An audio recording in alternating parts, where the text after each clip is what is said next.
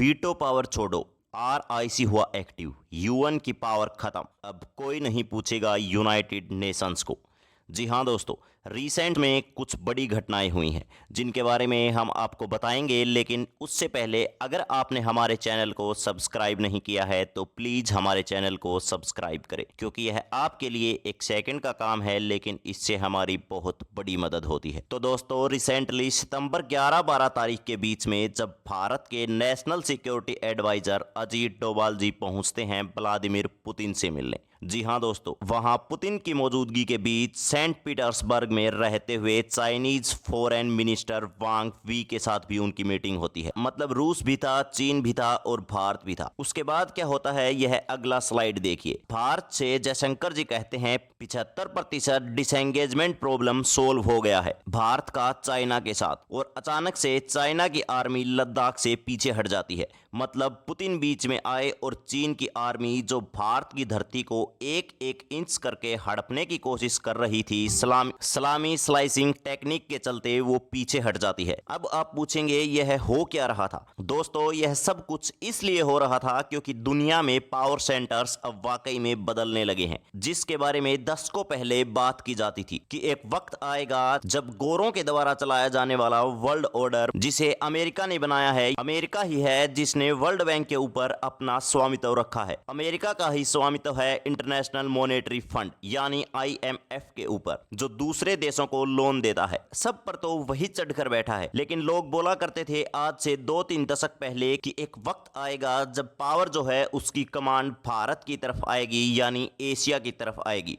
और वो होता अब नजर आ रहा है। यूक्रेन युद्ध के बाद पावर सेंटर शिफ्ट होने शुरू हो चुके हैं। आप देख सकते हैं कि तीनों देशों के मिनिस्टर्स, जिसमें भारत भी था, रूस भी था और चाइना भी था। ये कॉम्बिनेशन थोड़ा अजीब सा लग रहा होगा आपको, भारत और चाइना का एक साथ आना, लेकिन ये तीनों देश मिलकर बनाते हैं एक नया ट्रायंगुलर, जिसे आरआईसी के नाम से जाना जाता है, रसिया, चाइना, इंडिया। और अगर ये एक हो गए किसी तरीके से भारत के साथ, जो चाइना के प्रॉब्लम है उसे रसिया ने सोल्व कर दिया, तो आरआईसी इतना स्ट्रॉन्ग हो जाएगा कि आरआईसी के सामने वीटो पावर तो भूल ही जाइए। यूनाइटेड नेशंस की कोई औकात नहीं रहेगी, क्योंकि यूक्रेन की प्रॉब्लम के बाद अब रसिया के ऊपर सैंक्शंस लगा दिए गए हैं। तब रूस भी उठ खड़ा होना चाहता है और उसे अब बैसाखी की जरूरत है। सबसे बड़ी बैसाखी कौन है? भारत इतना सशक्त हो चुका है, दुनिया की सबसे बड़ी पॉपुलेशन वाला देश है भारत। दुनिया के सबसे हुनरमंद युवा यहीं रहते हैं और हमारे देश का बाजार सबसे बड़ा है।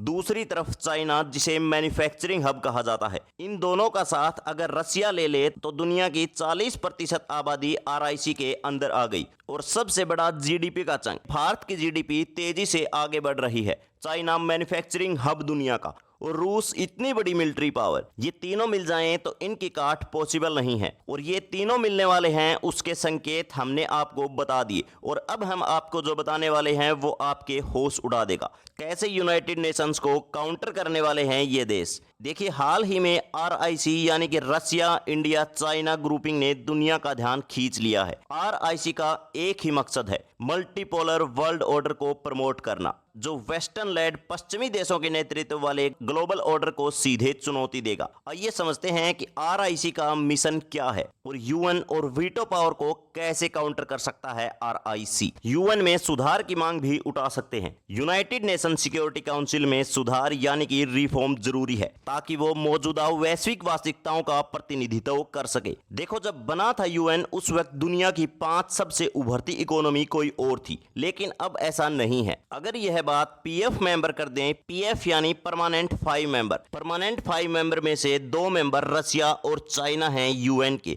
ये दोनों ही कह रहे हैं कि हम इससे उठ के खड़े हो जाएंगे और आरआईसी ज्वाइन कर लेंगे भारत के साथ में। तो जरा सोचिए इसका अर्थ क्या है। खुद Antonio Guterres, United nation security council के सेक्रेटरी जनरल जो हैं, वो कहते हैं कि भारत को शामिल करना चाहिए, परमानेंट मेंबर बनाना चाहिए यूएन का। जो डेनिस फ्रांसिस हैं, वो भी कहते हैं कि ऐसा होना चाहिए। अगर ऐसा नहीं हुआ तो भारत अपना खुद का ग्रुप बना लेगा। ये सीधा इशारा है यूनाइटेड नेशंस को कि या तो झुकना पड़ेगा भारत के सामने, या फिर एक नया ग्रुप बनेगा जो यूनाइटेड नेशंस की ताकत को एकदम कमजोर कर देगा। ध्यान रखिएगा, P5 Nations US, UK, France, China और रसिया में से चाइना और रसिया बगावत के लिए आगे आ चुके हैं। दूसरा, समान विचारधारा वाले देशों का गठबंधन बनाना। आरआईसी के पास इतनी ताकत है कि वह ब्रिक्स को बेहद बड़ा कर सकता है और ब्रिक्स इतना बड़ा हो सकता है कि वो काट बन जाएगा यूनाइटेड नेशन की।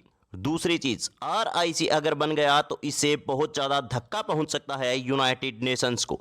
आरआईसी जो डॉलर की डोमिनेंस है उसको हटा करके एक पैरेलल विकल्प तैयार कर सकता है। डॉलर ट्रेड को हटा सकते हैं। अगर रसिया, इंडिया और चाइना के बीच में आपस में सिंक्रोनाइजेशन हो गया, तालमेल बैठ गया, तो ये अपनी करेंसी में ही डील करेंगे। ये अल्टरनेटिव पेमेंट सिस्टम डेवलप करेंगे और डॉलर पर डिपेंडेंस को हटा देंगे। ये अगर करने में सक्सेसफुल हुए तो यूनाइटेड नेशन से जुड़े देश जो नेटो कंट्रीज हैं वो भी चाहेंगे कि इस ग्रुप का हिस्सा बने। सबसे बड़ी बात, अगर आरआईसी एक्टिव हुआ तो यूनाइटेड नेशन में जो बार बार प्रतिबंधों का रूल है जिसे अमेरिका अपने हिसाब से लगवा देता है उससे छुटकारा मिलेगा। और जिन जिन देशों के ऊपर में अमेरिका ने प्रतिबंध लगा के रखे हैं, यूरोपियन कंट्रीज ने बैन लगा के रखे हैं, वो सारी कंट्रीज आरआईसी में शामिल होने की कोशिश करेंगी। तो इंटरनेशनल लॉ की व्याख्या कुछ इस प्रकार से करवाएगा आरआईसी कि भैया सबके लिए समान और सबके लिए न्यूट्रल होना चाहिए। ऐसा नहीं होना चाहिए कि किसी एक देश को आप फेवर कर रहे हो जो कि अमेरिका अपने हिसाब से करवाता है। यूएन के रहते हुए वीटो पावर की तो अहमियत ही पूरी तरीके से खत्म हो जाएगी। अगर आरआईसी आ गया तो दोस्तों